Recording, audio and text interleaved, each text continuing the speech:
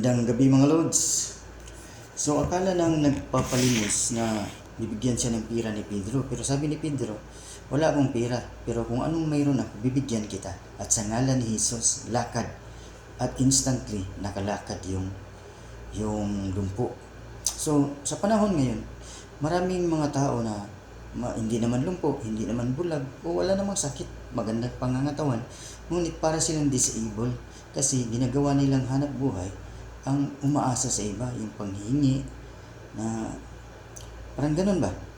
So, hindi pera ang kailangan ng mga taong ito, kundi si Christ. Kasi pag natanggap natin si Christ, siya ang magbibigay sa atin ng lakas, pag-asa at bagong buhay na tatayo tayo sa sarili natin mga paa na hindi umaasa sa iba. Ang sarap kaya ng buhay, ang pakiramdam na nabubuhay ka sa sarili mong pawis sa marangal na paraan.